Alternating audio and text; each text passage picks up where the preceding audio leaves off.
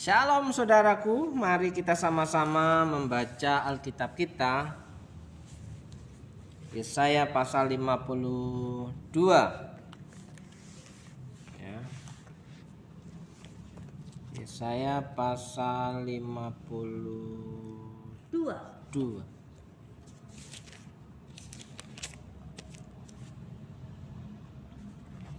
Oke, kita akan baca bergantian, bergiliran. Tuhan menyelamatkan Sion. Terjagalah, terjagalah, kenakanlah kekuatanmu seperti pakaian, hai Sion. Kenakanlah pakaianmu, pakaian kehormatanmu, hai Yerusalem, kota yang kudus. Sebab tidak seorang pun yang tak bersunat atau yang najis akan masuk lagi ke dalammu. Kebaskanlah debu daripadamu, bangunlah hai Yerusalem yang tertawan, tanggalkanlah ikatan-ikatan dari lehermu, hai putri Sion yang tertawa. Sebab beginilah firman Tuhan, kamu dijual tanpa pembayaran, maka kamu akan ditebus tanpa pembayaran juga. Sebab beginilah firman Tuhan Allah, dahulu umatku berangkat ke Mesir untuk tinggal di situ sebagai orang asing. Lalu Asyur memeras dia tanpa alasan. Tetapi sekarang apakah lagi urusan? Demikianlah firman Tuhan, dan namaku terus dihujat sepanjang hari. Sebab itu umatku akan mengenal namaku, dan pada waktu itu mereka Tuhan kembali ke Sion. Bergembiralah, bersorak-sorailah bersama-sama, hai reruntuhan Yerusalem. Sebab Tuhan telah menghibur umatnya, telah menebus Yerusalem. Tuhan telah menunjukkan tangannya yang kudus di depan mata semua bangsa, maka segala ujung bumi melihat keselamatan yang dari Allah kita. Keluarlah dari sana, janganlah engkau kena kepada yang najis. Keluarlah dari tengah-tengahnya, sucikanlah dirimu. Hai orang-orang yang mengangkat perkakas rumah Tuhan. Sungguh kamu tidak akan buru-buru keluar, tidak akan lari-lari berjalan. Sebab Tuhan akan berjalan di depanmu, dan Allah Israel akan menjadi penutup barisanmu. Sesungguhnya hambaku akan berhasil, ia akan ditinggikan, disanjung, dan dimuliakan.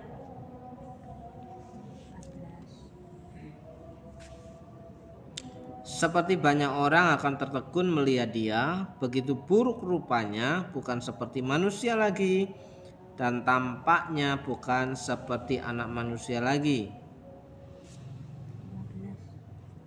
15. Apa sih? Demikianlah ia akan membuat tercengang banyak bangsa, raja-raja akan mengatupkan mulutnya melihat dia. Sebab apa yang tidak diceritakan kepada mereka akan mereka lihat, dan apa yang tidak mereka dengar akan mereka pahami. Ya, lanjut. Siapakah yang percaya kepada berita yang kami dengar, dan kepada siapakah tangan kekuasaan Tuhan dinyatakan? Sebagai taruk ia tumbuh di hadapan Tuhan, dan sebagai tunas dari tanah kering, ia tidak tampan dan semaraknya pun tidak ada sehingga kita memandang dia, dan rupa pun tidak sehingga kita menginginkannya. Ia dihina dan dihindari orang, seorang yang penuh kesengsaraan dan yang biasa menderita kesakitan. Ia sangat dihina sehingga orang menutup mukanya terhadap dia, dan bagi kita pun dia tidak masuk hitungan. Tetapi sesungguhnya penyakit kitalah yang ditanggungnya, dan kesengsaraan kita yang dipikulnya, padahal kita mengira dia kena tulah, dipukul dan ditindas Allah. Dia 5. Tetapi dia tertikam oleh karena pemberontakan kita, dia diremukkan oleh karena kejahatan kita. Ganjaran yang mendatangkan keselamatan bagi kita ditimpakan kepadanya, dan oleh bilur-bilurnya kita menjadi sembuh. Kita sekalian sesat seperti domba, masing-masing kita mengambil jalannya sendiri, tetapi Tuhan telah menimpakan kepadanya kejahatan kita sekalian. Dia dianiaya, tetapi dia membiarkan diri ditindas, dan tidak membuka mulutnya seperti anak domba yang dibawa ke pembantaian.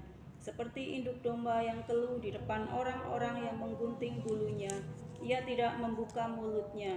Sesudah penahanan dan penghukuman ia terambil, dan tentang nasibnya siapakah yang memikirkannya? Sungguh ia terputus dari negeri orang-orang hidup, dan karena pemberontakan umatku ia kena tulah. Orang menempatkan kubunya di antara orang-orang fasik, dan dalam matinya ia ada di antara penjahat-penjahat. Sekalipun ia tidak berbuat kekerasan dan tipu tidak ada dalam mulutnya. Tetapi Tuhan berkehendak meremukkan dia dengan kesakitan. Apabila ia menyerahkan dirinya sebagai korban penebus salah, ia akan melihat keturunannya, umurnya akan lanjut dan kehendak Tuhan akan terlaksana olehnya.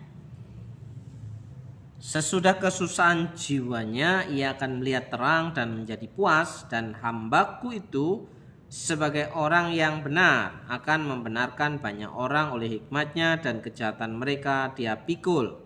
Sebab itu aku akan membagikan kepadanya orang-orang besar sebagai rampasan, dan ia akan memperoleh orang-orang kuat sebagai jarahan, yaitu sebagai ganti karena ia telah menyerahkan nyawanya ke dalam maut.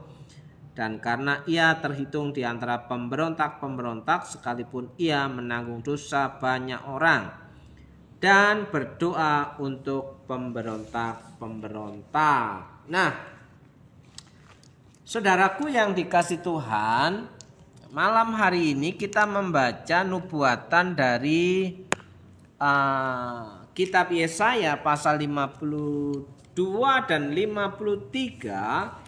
Ini merujuk kepada pengorbanan Tuhan Yesus di kayu salib, ya, di mana Via Dolorosa, jalan salib dilaluinya, ya. Apa yang terjadi di jalan salib itu digambarkan sudah sejak zaman Nabi Yesaya.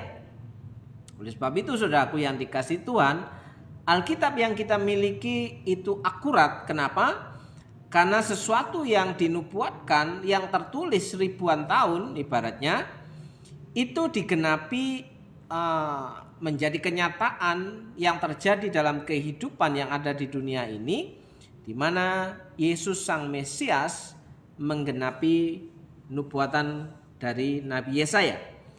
Oleh sebab itu kita patut bangga dan patut mempercayai bahwa Alkitab yang kita punya adalah akurat, ya, dapat dipercaya dan tergenapi. Makanya ketika kita mempercayai Alkitab, itu adalah ya dan amin, saudaraku yang dikasih Tuhan. Jadi orang yang percaya kepada Tuhan mempercayai Alkitab sebagai kebenaran yang mutlak, bukan mengandung kebenaran, saudaraku yang dikasih Tuhan.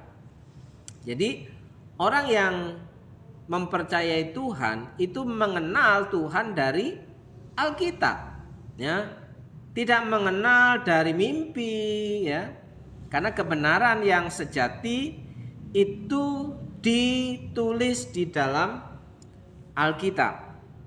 Oleh sebab itu mari kita membaca bagian-bagian ini, ya. Tuhan menyelamatkan Sion, ya, Tuhan menyelamatkan Israel, keturunannya, dan hari ini progresnya adalah Tuhan menyelamatkan umatnya yang percaya di dalam Tuhan Yesus, di mana di situ dikatakan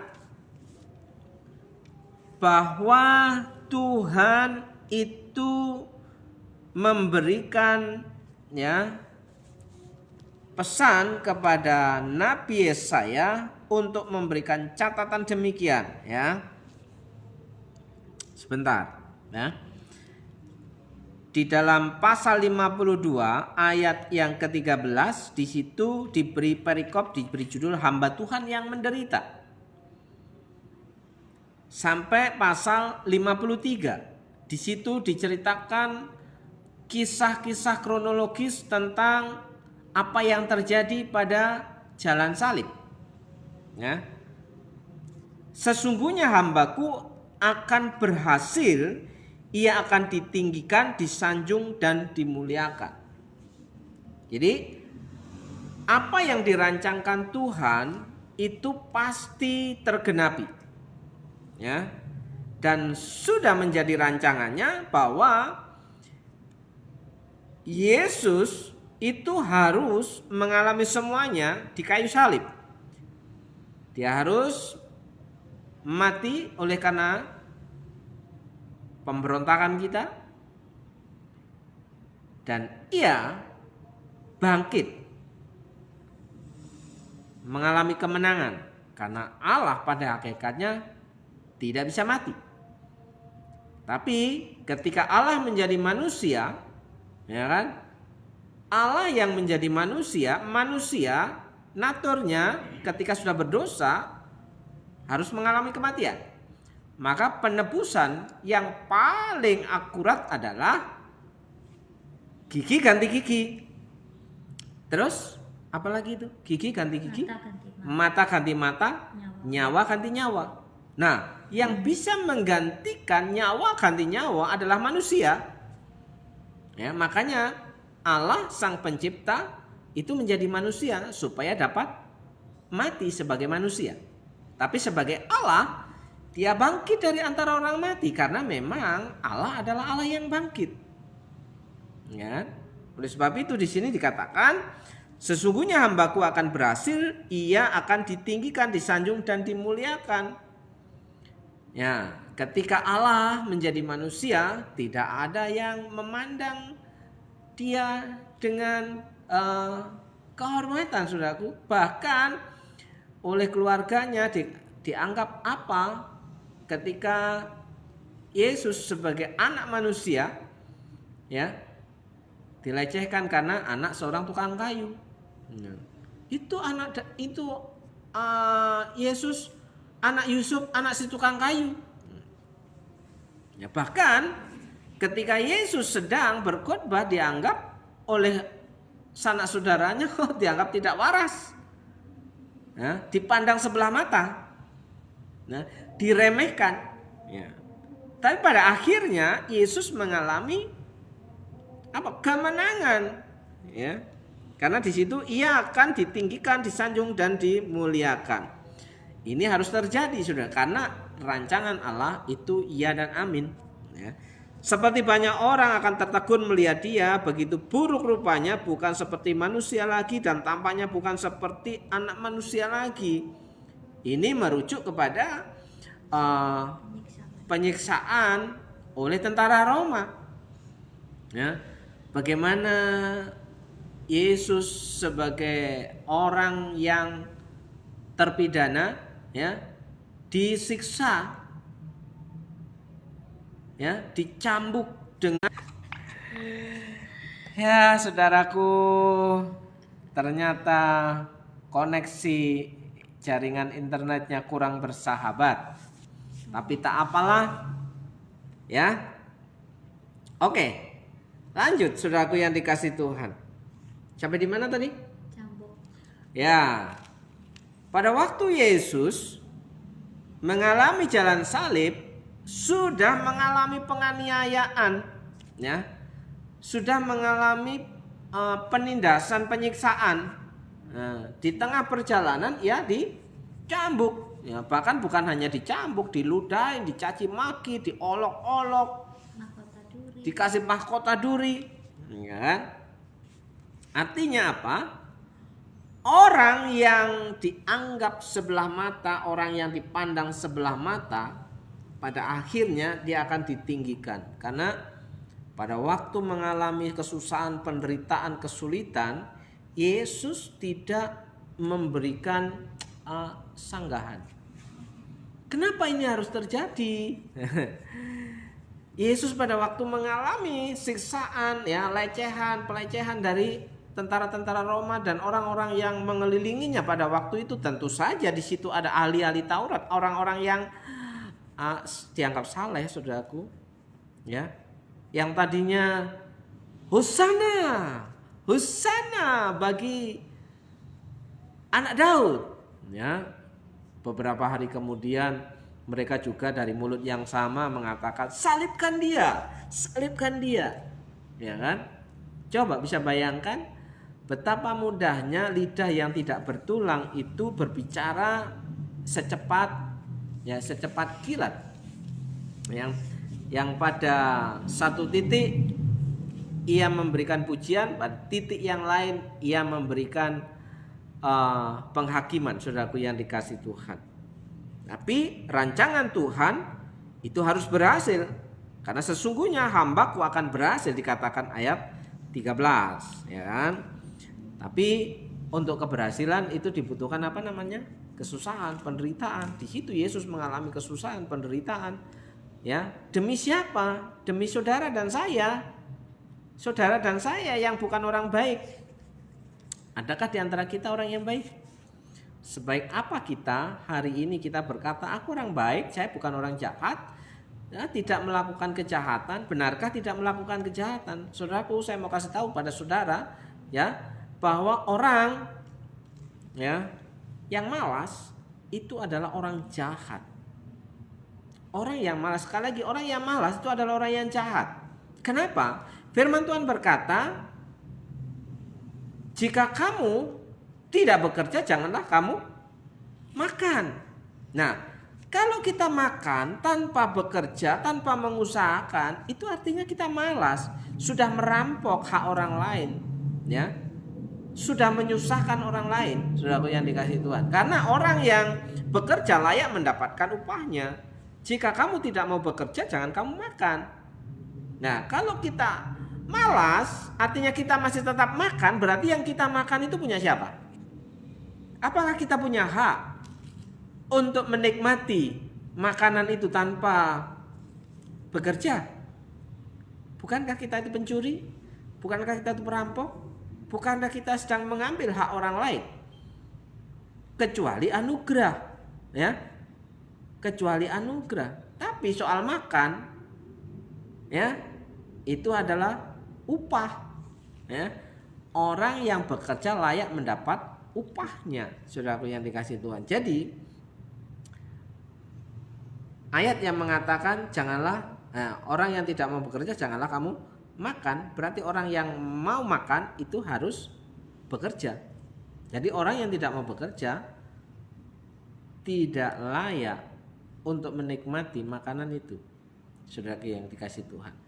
Tapi jika engkau hari ini yang sudah bekerja bisa menikmati makanan, bisa menikmati hasil jerih lelahmu, maka engkau adalah orang-orang yang mendapatkan rahmat, kasih karunia. Kenapa? Ya. Selain sebagai upah, kamu menerima sebagai karunia untuk bisa menikmati makanan yang ada. Bukankah menikmati makanan hasil jerih lelah kita itu sesuatu yang menyenangkan? Ya, coba saudaraku yang dikasihi Tuhan, ketika kita bekerja dengan susah payah demi untuk mendapatkan makanan, bukankah kita akan menikmatinya dengan senang hati? Ya kan? Tapi ada banyak orang ketika dikasih makanan, tapi dia tidak bisa bersyukur. Kenapa? Tidak mengeluarkan biaya. Yang ada hanya apa? Komplain. Makanannya gak enak, padahal gratis loh. Padahal gratis, masih membanding-bandingkan dengan makanan yang ada di luar yang punya harga 15.000, 17.500, 20.000. Sementara ini diberikan gratis, masih memberikan komplain. Kurang asin, ya, kurang enak, kurang manis. Ya. Bagaimana kita bisa bersyukur kepada Tuhan? Makan tanpa melakukan pembayaran tapi masih komplain, saudaraku.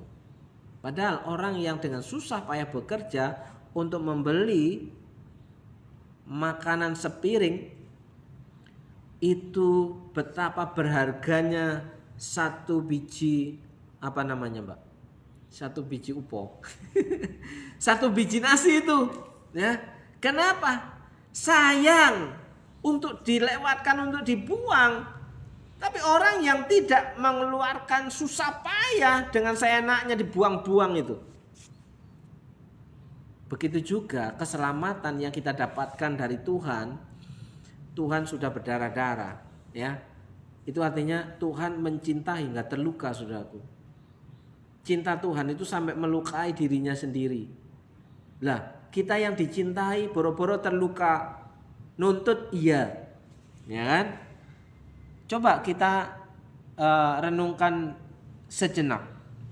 Ya, seperti banyak orang akan tertegun melihat dia begitu buruk rupanya, bukan seperti manusia lagi dan tampaknya bukan seperti anak manusia. Demikianlah ia akan membuat tercengang banyak bangsa, raja-raja akan mengatupkan mulutnya melihat dia. Sebab apa yang tidak diceritakan kepada mereka akan mereka lihat, dan apa yang tidak mereka dengar akan mereka pahami. Ya kan? Baru paham pengorbanan Tuhan ketika mata kita tercelik, mata hati kita tercelik, baru paham, oh ternyata aku itu harusnya tidak layak menerima keselamatan ini. Karena apa? Begitu jahatnya, ya kan? Kalau ada orang masih menganggap dirinya terlalu baik, saya salut. Ya, kenapa? Gak sadar diri, ya, gak sadar diri kalau dia jahat, ya gitu kan? Ya, huhui kata ini. Nah, siapakah yang percaya kepada berita yang kami dengar? Dan kepada siapakah tangan kekuasaan Tuhan dinyatakan? Sebagai taruh ia tumbuh di hadapan Tuhan, dan sebagai tunas dari tanah kering yang tidak tampan dan semaraknya pun tidak ada, sehingga kita memandang dia dan rupa pun tidak, sehingga kita menginginkannya. Karena apa? Saking menderitanya Yesus di jalan salib, ya dikatakan buruk rupa. Karena apa? Hancur. Ya, berapa kali cambukan? Ya, berapa kali cambukan sehingga membuat tubuhnya tercabik-cabik. Ya, darahnya sampai keluar, saudaraku yang dikasihi Tuhan. Ya, tidak ada orang yang nengok ibaratnya. Orang memandang sebelah mata, pantas saja dia digituin gitu. Ya. Ia dihina dan dihindari orang. Ya. Seringkali banyak orang yang hidupnya benar mengalami penderitaan, ya, dihindari, dihujat, di apa lagi? Biasanya kalau orang benar itu tidak disukai karena orang yang tidak satu server, ya, tidak satu satu apa namanya? Satu frekuensi, saudaraku yang dikasih Tuhan. Jadi karena tidak sepaham, maka yang benar pun bisa disalah-salahkan, saudaraku. Sementara yang salah mengaku benar. Ya. Apakah kehidupan kekristenan kita hari-hari ini kita merasa orang yang sungguh-sungguh sudah layak di hadapan Tuhan? Apakah kita benar menjadi orang yang taat, kita menjadi orang yang setia, bahkan dikatakan kita suka menyanyikan lagu suka-sukamu Tuhan. Gimana ngomong menyanyikan lagu suka-sukamu Tuhan, wong hidup kita aja susah diatur. Ya kan? Bagaimana kita menyanyikan lagu suka-sukamu Tuhan itu dengan nangis-nangis, suka-sukamu Tuhan, ya kan? Padahal suka-suka kita aja. Ya, mau ibadah, mau nggak ibadah, ya kan? Nah, saudaraku, dengan begitu kita layak untuk menuntut kita bisa masuk pintu gerbang surga itu. Oh, saya layak karena saya sudah percaya Yesus. Percaya apanya? Nurut aja kagak. Nah, saudaraku yang dikasih Tuhan, patut kita renungkan malam hari ini. Yesaya pasal 52 dan 53 itu menggambarkan pengorbanan Tuhan Yesus di jalan salib sampai di kayu salib, di tiang gantungan, sampai Yesus disalibkan. Bahkan di situ penderitaan Yesus digambarkan. Ia dihina dan dihindari orang, seorang yang penuh kesengsaraan dan yang biasa menderita kesakitan. Emang enak, ya? Sudah disuruh mikul salib sendiri, ya? Sudah dicambukin, dijejekin, dijongkrokin, diludahin, dicaci maki, dihina, dipandang sebelah mata, disorain, dihujat, ya. Menderita kesakitan, ia sangat dihina sehingga orang menutup mukanya terhadap dia, dan bagi kita pun dia tidak masuk hitungan.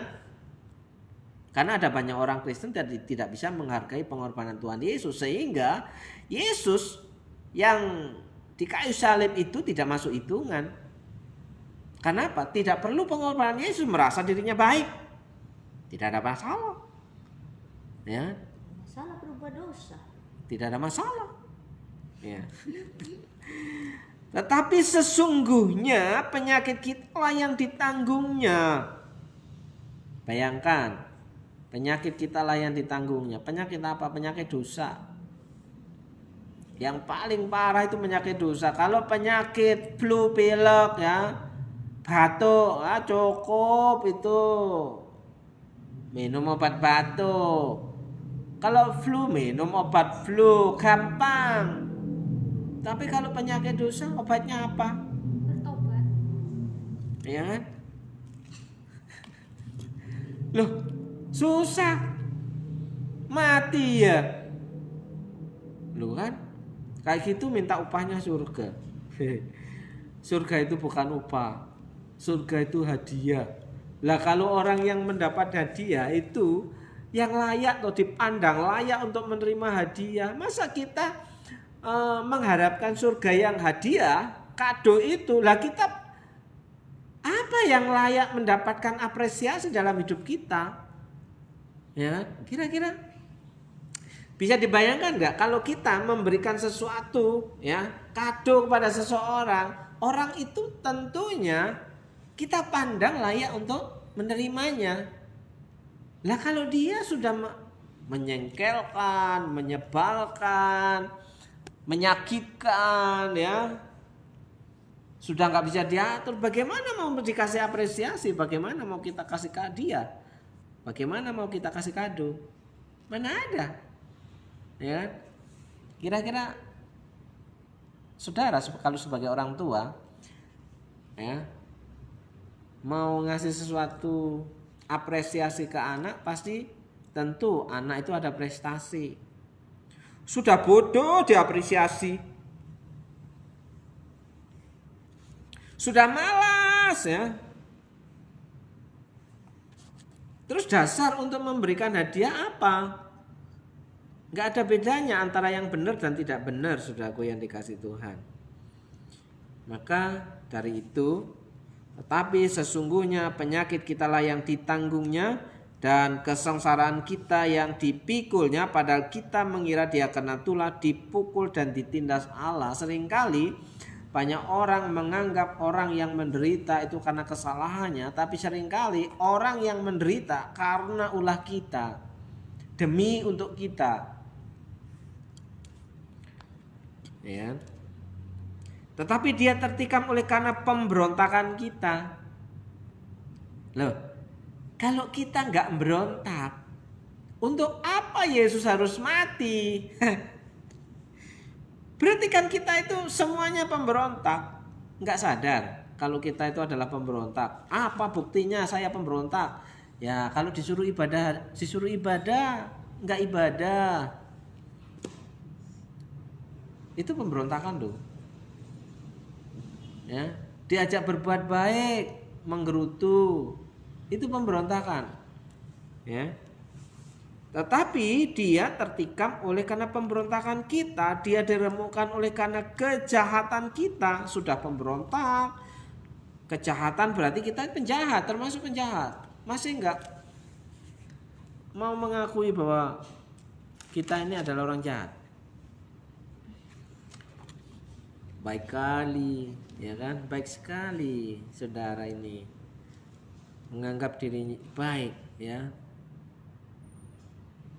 Saya orang tidak baik, tapi Tuhan mau pakai.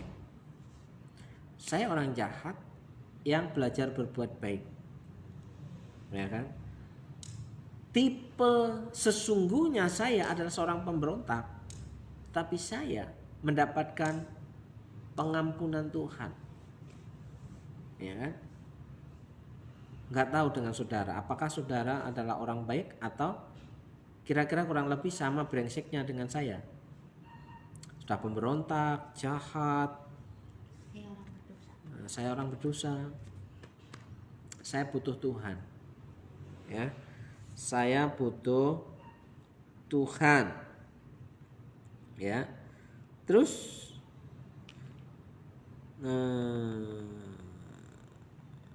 Ayat berapa tadi? Ganjaran yang mendatangkan keselamatan bagi kita ditimpakan kepadanya, dan oleh bilur-bilurnya kita menjadi sembuh. Nah, dan oleh bilur-bilurnya kita menjadi sembuh. Jadi luka yang dialami, yang dikerjakan, yang dilewati oleh Tuhan Yesus melalui jalan salib itu berdampak pada kesembuhan kita, pada keselamatan kita, ya. Apa yang membuat kita tidak bisa berterima kasih sama Tuhan? Bahkan ayat 6 dengan jelas, kita sekalian sesat seperti domba, masing-masing mengambil jalannya sendiri, ya. Kira-kira ada yang komplain enggak? Oh, itu bukan untuk saya. Itu bukan untuk saya, ya. Ini kita sekalian sesat, kita, lo lagi, ya kan? Ada banyak orang yang tidak mengakui kebenaran firman ini, ya. Yesaya pasal 53 ayat yang ke-6. Kita sekalian sesat seperti domba, masing-masing kita mengambil jalannya sendiri. Kira-kira ada yang berani membantah ini ya? Berarti orang yang berani membantah ini orang yang sangat baik, soleh, jujur, baik hati, murah hati, sabar. Aku orang yang gak sabar aku. Ya nih ya. Ya kan? Kita sekalian sesat seperti domba, masing-masing kita mengambil jalannya sendiri. Itu apa? Kan tipe pemberontak. Di ayat yang ke berapa tadi? Kelima. Oleh karena pemberontakan kita, ya, masing-masing mengambil jalannya sendiri, itu tidak mau mengikuti apa yang Tuhan inginkan. Berarti kan pemberontak kita, ya. Tetapi Tuhan telah menimpakan kepadanya kejahatan kita sekalian, ya.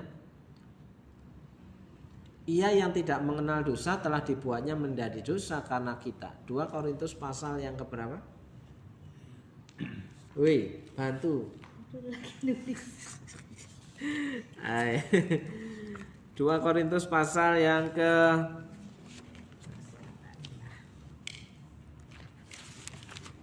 1 Korintus apa 2 Korintus? 1 Korintus pasal yang ke 5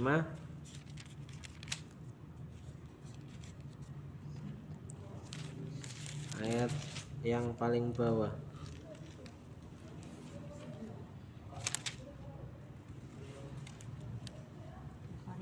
2 Korintus 5. 2 Korintus pasal 5 ayat yang ke-21. Dia yang tidak mengenal dosa telah dibuatnya menjadi dosa karena kita, supaya di dalam Dia kita dibenarkan oleh Allah. Jadi kita menjadi benar itu karena dibenarkan, bukan karena kita melakukan kebenaran. Kebenaran apa yang sudah kita lakukan di hadapan Tuhan? Wong kita seringkali tidak benar, lebih banyak daripada yang benar. Karena kita masing-masing mengambil jalannya sendiri. Ya. Masing-masing mengambil jalannya sendiri. Ya. Ayat 7. Dia dianiaya tetapi dia membiarkan diri ditindas. Membiarkan diri ditindas. Sudah dianiaya, membiarkan diri ditindas, ya. Coba kalau kita ditindas kira-kira gimana? Kalau kita ditindas kira-kira apa yang terjadi? Reaksi kita. Enak aja sekali. Sekali oke lah ya. 2 kali? Enggak tahan. 3 kali? Ya, belum tahu dia siapa gua, gitu kan? Ya kan? Dia dianiaya tetapi dia membiarkan diri ditindas.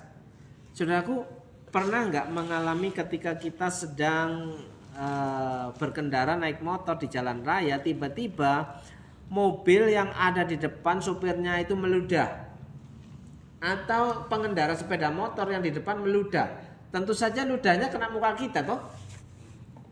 Ya, kira-kira reaksi kita seperti apa?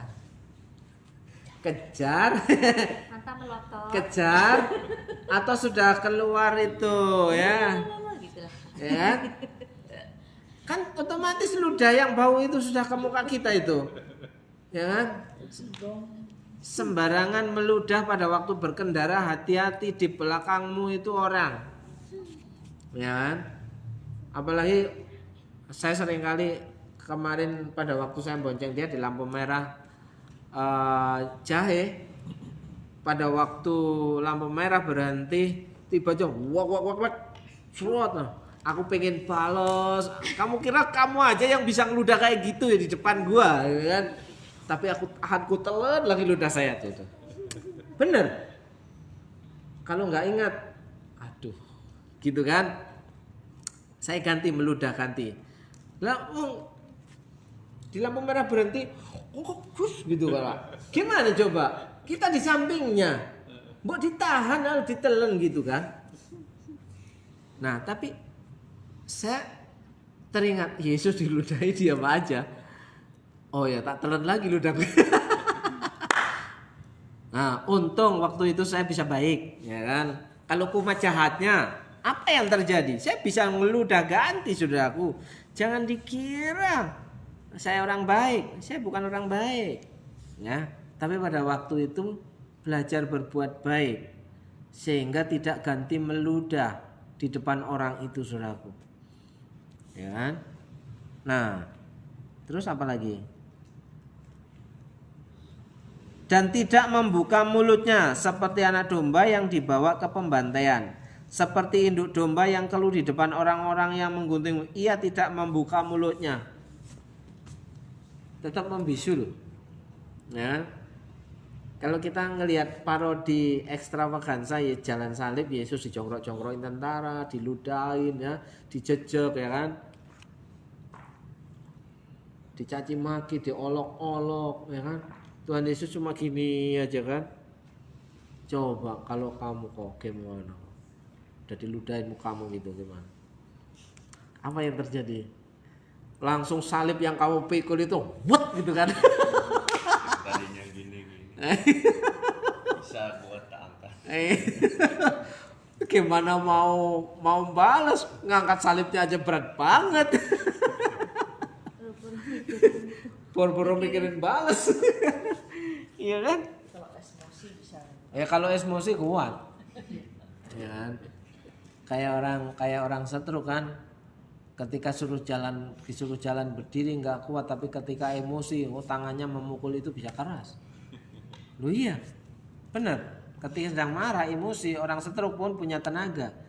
Ya, makanya di sini sesudah penahanan dan penghukuman ia terambil, dan tentang nasibnya siapakah yang memikirkannya? Nggak ada. Ya, sungguh ia terputus dari negeri orang-orang hidup. Ya, dia harus mati. Dan karena pemberontakan umatku ia kena tulah. Ya kan? Saudaraku yang dikasih Tuhan, ya, apakah kita masih bersikeras bahwa kita orang baik, tidak butuh Tuhan? Ya kan? Kalau kita orang baik, Tuhan Yesus nggak diperlukan lagi. Orang menempatkan kuburnya di antara orang-orang fasik, dan di dalam matinya ia ada di antara penjahat-penjahat, sekalipun ia tidak berbuat jahat, berbuat kekerasan dan tipu tidak ada dalam mulutnya. Ya kan? Tuhan Yesus yang tidak ada salah menyalah sekalipun, dia terima. Ya.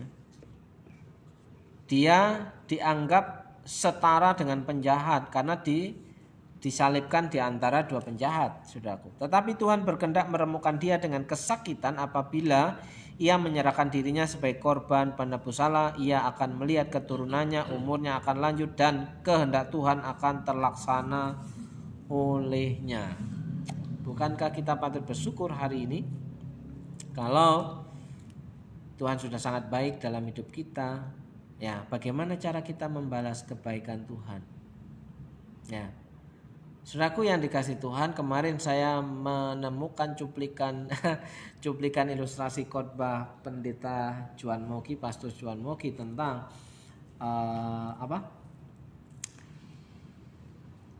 pembagian berkat Tuhan, ya kan? Pastor Juan Mogi itu mempraktekkan ada empat kaleng ya, 4 kaleng tempat taruh. Yang pertama ini berkat Tuhan, yang kedua berkat Tuhan, yang ketiga ini Tuhan, yang keempat ini diri sendiri, yang kelima ini sesama. Nah, berkat Tuhan yang kita terima ya diberikan kepada Tuhan berapa? Dan berkat Tuhan yang kedua diberikan kepada diri sendiri berapa? Ya kan? Nggak ada yang langsung 90 itu nggak ada, ya kan? Ya 2 kayung. Ya. Berkat Tuhan yang ketiga diberikan ke sesama berapa? Jawabnya lama. Ketika berkatnya mau dicedok untuk dibagikan kepada semua, jawabnya lama. Alah, dua. Nah terus yang sisanya itu siapa? Lama juga mau ngomong untuk diri. Udah bilang aja untuk diri sendiri. Ngapain lama-lama katanya gitu kan. Ya. Terus dikomentari sama seorang kawan. Ya. Emangnya ada yang salah pembakaran itu? Ya kan? Ya. Aku bilang, ya nggak ada yang salah. Saya juga nggak menyalahkan. Saya nggak komen apa-apa. Saya cuma membagikan kok. Nah terus,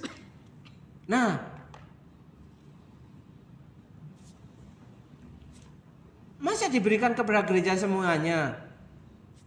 Lah untuk keluarganya dikasih apa?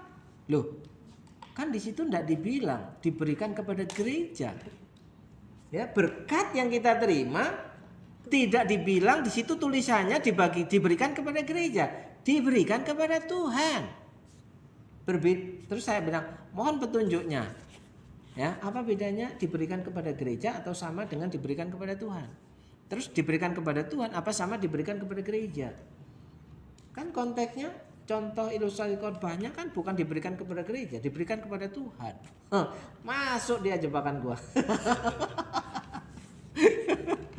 Iya kan? Jadi saya mohon petunjuk, apakah sama diberikan kepada Tuhan itu sama dengan diberikan kepada gereja, atau diberikan kepada gereja sama dengan diberikan kepada Tuhan? Berkat yang kita berikan itu, ya kan? Kalau mau dibahas panjang, ya kan saya tidak bilang setuju dan tidak setuju, saya cuma membagikan doang. Ya kan? Nah, saudara yang dikasih Tuhan, nah disinilah letaknya apa yang menjadi pengungkapan syukur kita kepada Tuhan, bahwa semuanya itu kalau bukan karena Tuhan kita tidak bisa jadi apa-apa gitu loh. Bahkan kita layaknya tidak bisa mendapatkan apa-apa karena kita sudah memberontak, orang jahat, ya kan? Tidak mau diatur. Tapi kita masih menuntut hak, ya kan? Kalau semuanya milik Tuhan, bukan berarti semuanya milik gereja. Ya salah konsepnya. Kalau semuanya milik Tuhan bukan berarti sama dengan milik gereja. Kalau berkat Tuhan yang kita berikan kepada Tuhan bukan berarti kita berikan kepada gereja. Kira-kira kacau balau nggak kalimatnya itu, Pak? Kacau kan? Loh iya kan? Makanya banyak orang bisa memberikan kritikan, banyak orang bisa memberikan penilaian, tapi banyak orang tidak bisa mengaplikasikan apa yang ada di kepalanya. Iya kan? Loh, tentunya Tuhan tidak mau istrinya tidak kebagian, anak-anaknya tidak kebagian, bahkan diri kita sendiri pun tidak bisa menikmati ya. Nah, terus gimana ceritanya? Ya kan? Roma 12 ayat 1 itu. Ya, Roma 12 ayat 1. Persembahkanlah hidupmu sebagai persembahan yang kudus. Bukankah itu 100% semuanya milik Tuhan? Nah kalau semuanya milik Tuhan, apa semuanya milik gereja? Kaya sekali gerejanya. Betul kan? Nah, masuk Pak Eko. Jadi pengajaran yang cuma cuplikan sepenggal-sepenggal itu tidak bisa mewakili konsep tentang bagaimana kita mengucap syukur kepada Tuhan. Ya, tidak bisa. Kan itu cuma gambaran kecil, contoh-contoh kecil, ya. Hanya cuplikan kisah kehidupan kita sehari-hari, bagaimana kita sulit untuk berbagi dengan sesama, ya, bagaimana kita sulit untuk berbagi kepada anggota keluarga, karena banyak orang pasangan suami istri juga ada yang pelit, ya kan? Jangan dibilang sudah suami istri itu nggak pelit. Kenapa? Saya katakan demikian. Karena keuangan di dalam sebuah rumah tangga ada yang keuangan mandiri sendiri-sendiri. Ya, ini uang suami hasil kerja suami, ini uang istri hasil kerja istri. Lah uang bersamanya nanti kamu traktir saya ya. Ayo. Nanti pakai uangmu ya Jo ya. Kalau nanti jajan pakai uangmu ya. Kamu yang traktir ya.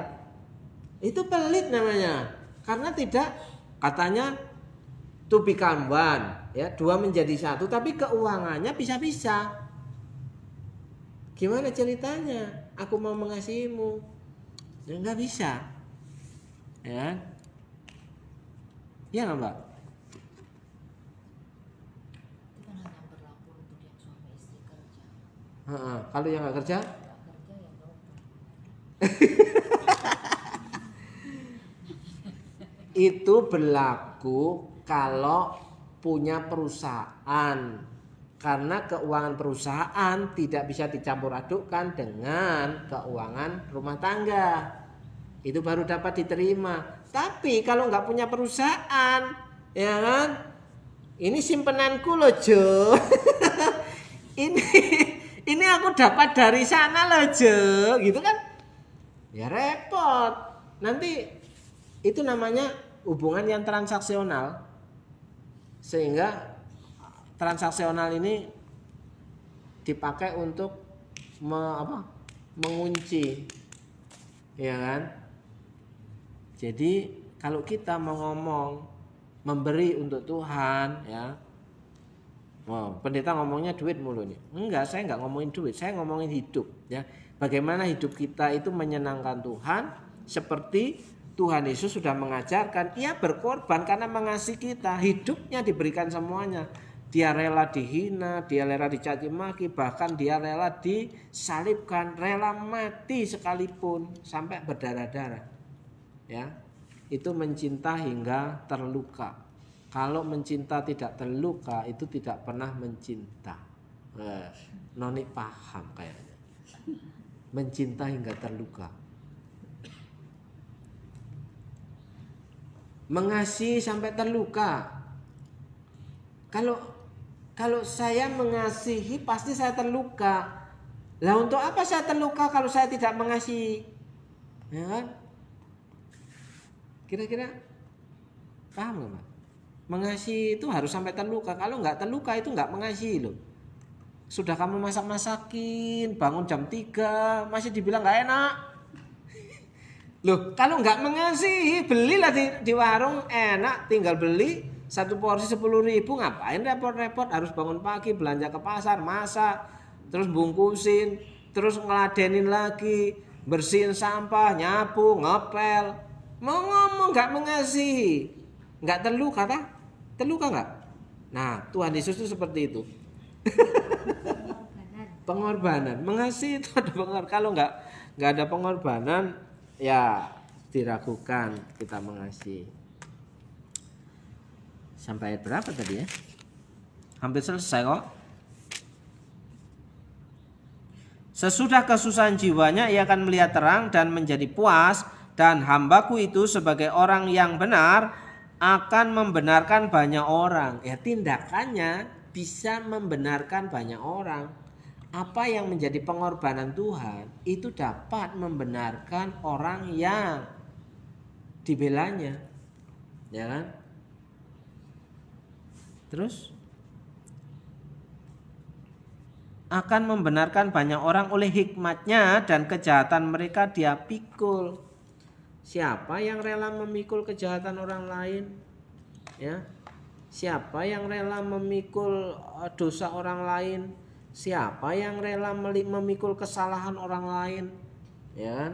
Siapa yang rela memikul tanggung jawab orang lain? Gimana, Cil? Siapa yang rela? Ya. Jangan dulu, montrap aku. Ya, Cil ya.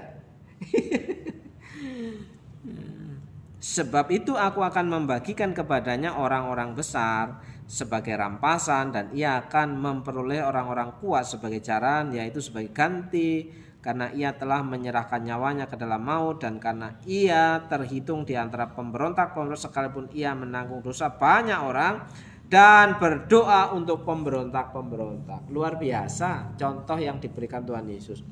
Apakah hidup kita mencontoh keteladanan Tuhan Yesus? Ya memang sih, kalau menurut ego kita nggak sanggup, ya kan? Kok enak gitu kan? Kok enak gitu ya, Mbak ya? Kok enak, dia yang salah, gue yang nanggung gitu kan? Ya kan? Sekalipun ia menanggung dosa banyak orang dan masih berdoa, sudah menanggungnya masih bersyafaat lagi kan, berdoa untuk pemberontak-pemberontak. Saudaraku, berdoa untuk orang yang memberontak itu tidak gampang, swear, nggak gampang. Mendoakan orang yang melukai kita itu tidak gampang, apalagi ketika doa berkat, kiranya kayak terkatup mau mengomingkem. Serius, ketika mau memberkati orang yang tidak taat itu sangat berat. Tapi Yesus lakukan itu. Sebelum kita bertobat, Tuhan Yesus sudah memberkati duluan loh. Ya sudah mati duluan loh. Tapi kita kan sulit. Ya kan? Ya kan? Sudah 1 minggu, 2 minggu, 3 minggu nggak ibadah, ya kan? Terus datang yang minggu keempat, terus kita langsung memberikan pujian. Wah luar biasa begitu. Sulit saudara, sulit. Sulit. Kenapa? Loh yang 3 kali nggak datang ini masa dibiarkan saja? Wah dianggap baik yang cuma sekali sebulan. Ya kan sulit, berat itu. Kira-kira sanggup Pak? Enggak ya? Ya pergumulan. Harapannya kita semua itu bersama-sama bertumbuh supaya apa? Kita sama-sama datang ke hadirat Tuhan itu dengan sukacita. Ya, keadilan Tuhan pasti berjalan toh. Ya. Oke, saudaraku, malam hari ini ya tidaklah mudah untuk menjalankan kebenaran firman kecuali satu, manut. Walaupun sakit. Saya penutup kisah terakhir. Ketika mama saya tanya soal pasir, ya, dia masih ingat puluhan tahun yang lalu kalau pasirnya itu diambil tetangga, saudara. Habis pasirnya diambilin sama itu. Mak, itu sudah terjadi puluhan tahun yang lalu. Udah ikhlaskan, Mak. Udah, Mak, ikhlaskan, Mak. Sekarang sudah ada gantinya. Sudah tak ganti 1 mobil itu loh. Udah ikhlaskan, yang udah habis-habis ikhlaskan. Diem, kayak gak rela gitu. Kenapa? Barangnya, haknya itu diambil orang lain, tentu gak rela. Sakit. Nah, ternyata saudaraku, ya, beberapa hari kemarin dia ngaduk tanah di samping lubang yang itu, ternyata di situ tersembunyi harta karun pasir yang masih banyak. Tuh kan, pasirnya masih banyak kan? Oh. Ternyata masih ada satu mobil di situ, Pak. Di sini dibikin lubang untuk nguruk yang pasir yang ada di atasnya. Ternyata yang benar-benar lubang pasir itu di sebelah sini. Sudah begitu, saking traumanya, semua pasirnya diangkut ke dalam rumah. Mak sudah serius ditaruh di dalam rumah, di dapur yang baru kita bikinkan itu ditaruh di dalam situ, belum diratakan. Udah lama, relakan aku bilang. Itu salah satu contoh nyata bahwa kita itu seringkali tidak bisa rela kalau terluka untuk memberikan pengampunan. Iya kan? Tapi sudah lama, Tuhan sudah gantikan yang baru, sudahlah. Belajarlah tersenyum, tertawa, udah gitu. Nah, ini pelajaran penting saudaraku. Sesuatu yang tidak rela itu ya memang berat, sukar. Tapi ketika kita benar-benar menerima, oh Tuhan bisa gantikan yang baru, hilang itu. Kecewanya itu hilang. Dan saya percaya kita semua dimampukan untuk menjadi orang baik dan benar. Puji nama Tuhan, saudaraku. Mungkin ada sesuatu hal yang lain dari Bu Cici? Dari nubuatan ini dan digenapi oleh Tuhan Yesus? Atau punya pengalaman? Pengalaman yang tadi. Pengalaman apa itu? Sama mengampuni itu juga susah ya, seperti kehilangan yang tadi ibunya Pak Nono. Oh, kehilangan pasir itu. Iya, kehilangan pasir. Saya juga kan kehilangan rumah itu ya, rumah dijual. Itu sebenarnya saya juga sakit sekali kalau ingat ya. Bayar sendiri, beli sendiri, dijual enggak dikasih. Dijual, uang enggak dikasih, tapi setelah itu saya juga oh Tuhan sudah gantikan yang lebih bagus gitu. Ya, seperti itu saya sudah menerimanya. Sudah ikhlas. Sudah. Karena Tuhan ganti yang lebih bagus, lebih luas gitu. Berarti itu paham bahwa Tuhan punya rencana yang lebih baik. Tuhan, ada kesaksian enggak? Apa? Enggak ada. Oh, kirain ada tadi. Kok? Nani? Apa nih? Loh, kok noleh? Ada cerita, Bu? Pak? Penutup, Pak, kalau gitu. Closing. Ayo, pasal 52:3. Ya, pasal 53 ini ya benar-benar sebuah nubuatan yang nyata ya. Jadi apa yang diceritakan di sini itu persis sama dengan kejadian yang dialami Tuhan Yesus. Itu padahal antara perjanjian baru dan perjanjian lama yang satu kertas putih itu jaraknya 400 tahun, Pak. Nah, kalau ini zaman Yesaya tambah berapa tahun lagi? iya. Ayo.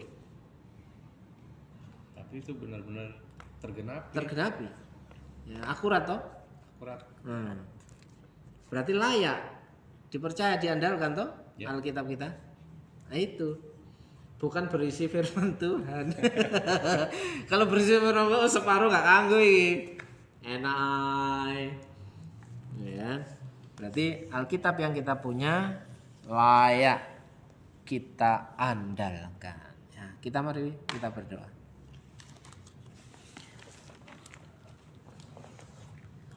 Kita nyanyi satu lagu. Nani sudah ngantuk ya. Haleluya.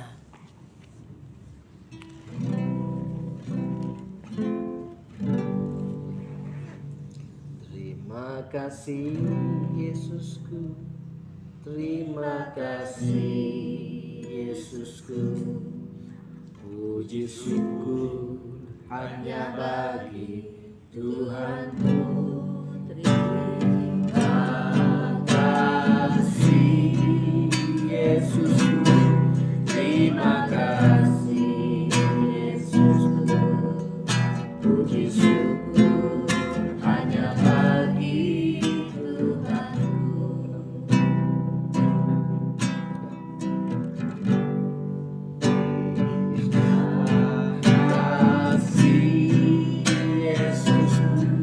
Terima kasih Yesusku, puji syukur hanya bagi Tuhanku.